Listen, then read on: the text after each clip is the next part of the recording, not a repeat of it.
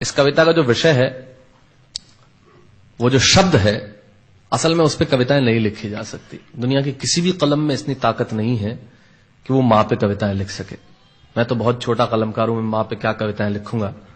मैंने एक कविता सिर्फ ये लिखी है कि जब मां हमारे पास होती है तब शायद उसके होने का एहसास नहीं होता। जब मां नहीं होती तब जिंदगी क्या होती है, बस मैं ये कहना चाहता हूं। तब आप सुने उस कविता को। एक बहुत छोटी सी कहानी उस कविता के शुरू में कहता हूं। एक जंगल में एक संगीतकार मृदंग बजाता था। मृदंग ढोलक की तरह एक वाद्य को कहते हैं।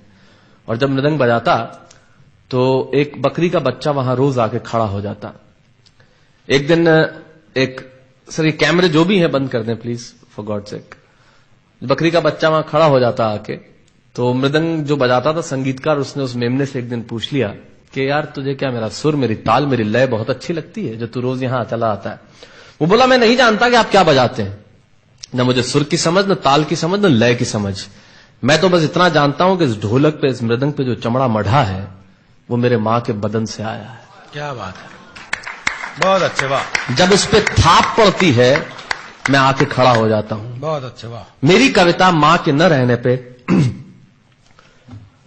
भीतर से पड़ी हुई थाप की कविता है, तब सुनाना चाहता हूं। इस कविता में अगर आपके आंसू बाहर की दुनिया की यात्रा करना चाहे तो रोकिएगा मत। अगर आपको ठीक लगे, जैसा कहता हूं जब मां नहीं होती तब जिंदगी क्या होती है। एक मुनव्वर राणा साहब का शेर उधार लेता हूं कि किसी के हिस्से में मकान आया, किसी के हिस्से में दुकान आई, मैं सबसे छोटा था, मेरे हिस्से में मां आई। क्या बात है, वाह वाह, बहुत अच्छा। तब कहता हूं कि कल जब उठकर काम पर जा रहा था तो अचानक लगा कि कोई रोक लेगा मुझे।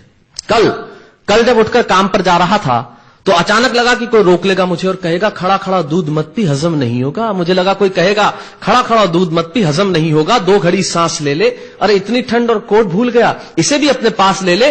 मन में सोचा मां रसोई से बोली होंगी जिसके हाथों में सना आटा होगा। अगली पंक्ति के खालीपन से जुड़े और जुड़े तो मुझे बताएं। मन में सोचा मां रसोई से बोली होंगी जिसके हाथों में सना आटा होगा, और पलट के देखा तो क्या मालूम था कि वहां सिर्फ सन्नाटा होगा। पलट के देखा तो क्या मालूम था कि वहां सिर्फ सन्नाटा होगा। अरे अब हवाएं ही तो बात करती हैं मुझसे। जब कोई नहीं होता तब अंतरिक्ष बात करता है, निर्वात बात करता है, वैक्यूम बात करता है। तब कहता हूं अरे अब हवाएं ही तो बात करती है मुझसे। लगता है जब जाऊंगा किसी खास काम से तो कोई कहेगा दही शक्कर खा ले बेटा, अच्छा शगुन होता है। कोई कहेगा गुड़ खा ले बेटा, अच्छा शगुन होता है।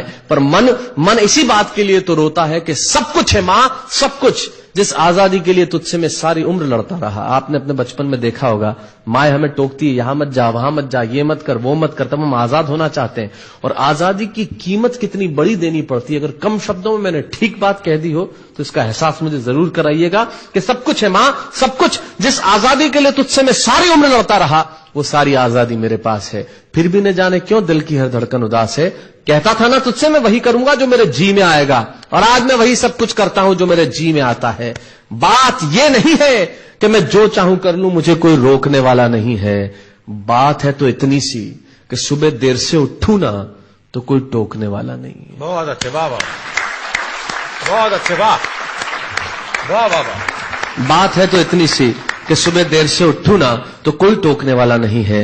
रात को देर से लौटूं तो कौन नाराज होगा भला, कौन कहेगा बार बार कि अब कहां चला। आप ही की जिंदगी के कुछ दृश्य चुराता हूं और आप ही को सौंपता हूं। रात को देर से लौटूं तो कौन नाराज होगा भला, कौन कहेगा बार बार कि अब कहां चला। दोस्तों के साथ घूमने पर उल्हाने कौन देगा, मेरे वो तमाम झूठे बहाने कौन देगा। सच कहा साहब, गम की चोटें जख्मों पे फौलाद से ज्यादा क्या होगी, और मां की दौलत दुनिया में औलाद से ज्यादा क्या होगी। तब कहना चाहता हूं कि रात को देर से लौटूं तो कौन नाराज होगा भला, कौन कहेगा बार बार कि अब कहां चला। दोस्तों के साथ घूमने पर उल्हाने कौन देगा, मेरे वो तमाम झूठे बहाने कौन देगा। कौन कहेगा कि इस उम्र में क्यों परेशान करता है। हाय राम, ये लड़का क्यों नहीं सुधरता है। पैसे कहां खर्च हो जाते हैं तेरे, क्यों नहीं बताता है। सारा दिन मुझे सताता है, रात को देर से आता है, खाना गर्म करने को जागती रहूं, खिलाने को तेरे पीछे भागती रहूं, बहाती रहूं आंसू तेरे लिए। कभी कुछ सोचा है मेरे लिए। खैर मेरा तो क्या होना है और क्या हुआ है, इस बुढ़िया का तो क्या होना है और क्या हुआ है। तू खुश रह लेना यही दुआ है, और आज तमाम खुशियां ही खुशियां। जीवन में जो सर्वश्रेष्ठ एक पंक्ति जो ईश्वर ने मुझे सौंपी वो मैं आपको सौंपता हूं।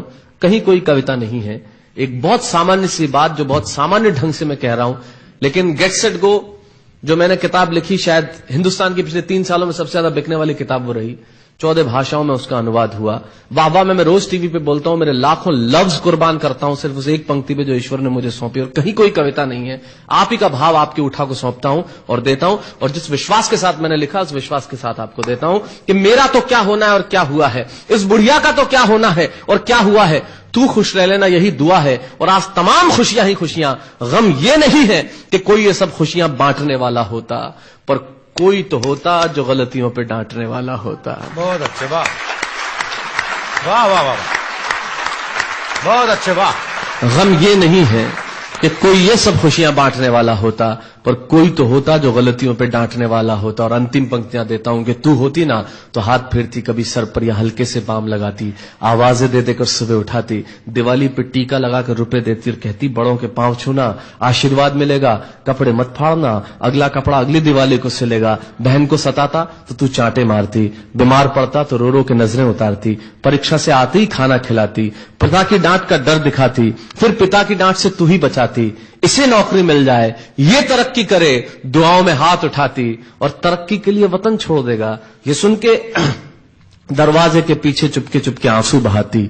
सब कुछ है मां, सब कुछ, आज तरक्की की हर रेखा तेरे बेटों को छू के जाती है, पर मां हमें तेरी बहुत याद आती है। बहुत अच्छा।